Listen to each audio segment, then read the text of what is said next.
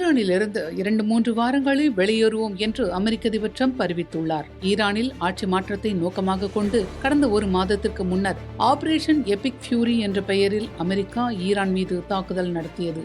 அதே போல இஸ்ரேலும் ஆபரேஷன் ரோரிங் லயன் என்ற பெயரில் ஈரானை தாக்கி வருகிறது.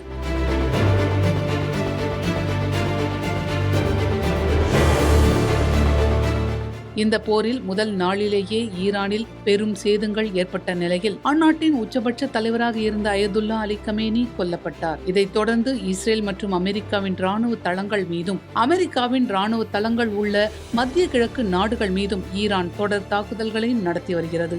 ஆனால் இஸ்ரேல் அமெரிக்காவின் தாக்குதலில் ஈரானில் பெரிய அளவில் சேதங்கள் ஏற்பட்டுள்ளதாக பல்வேறு செய்தி நிறுவனங்களும் தகவல்களை வெளியிட்டுள்ளன. இதனிடையே ஈரானுடன் பேச்சுவார்த்தை நடத்தி வருவதாகவும் இதனால் 10 நாட்களுக்கு போர் நிறுத்தம் செய்வதாகவும் ட்ரம்ப் அறிவித்திருந்தார். இந்த அறிவிப்பு முடிவுக்கு வரவுள்ள நிலையில் ஈரானை விட்டு 2 அல்லது 3 வாரங்களுக்குள் அமெரிக்கா வெளியேறும் என்று அமெரிக்க அதிபர் டொனால்ட் ட்ரம்ப் தெரிவித்துள்ளார். இதுகுறித்து பேசிய அவர், எந்த சூழ்நிலையிலும் ஈரான் அணு ஆயுதங்களை பெறக்கூடாது என்பது மட்டுமே தங்கள் ஒரே குறிக்கோள் என்றும் அந்த இலக்கு இப்போது எட்டப்பட்டு விட்டது என்றும் அவர் கூறினார். மேலும் அமெரிக்காவுக்கும் ஈரானுக்கும் இடையே ஒரு ஒப்பந்தம் ஏற்படுவதற்கான வாய்ப்பு இன்னும் இருப்பதாகவும், ஆனால் ஈரான் பேச்சுவார்த்தைக்கு முன்வந்தாலும் அதனால் எந்த வித்தியாசமும் ஏற்பட போவதில்லை என்றும் அவர் கூறினார். அதேபோல ஈரானிய ஆட்சியிடம் இப்போது எந்த விமான எதிர்ப்பு பாதுகாப்பு அமைப்புகளும் இல்லை, அனைத்தும் அழிக்கப்பட்டு விட்டன என்றும் ஈரானில் ஆட்சி மாற்றம் ஏற்பட்டுள்ளதாகவும் ட்ரம்ப் கூறியுள்ளார்.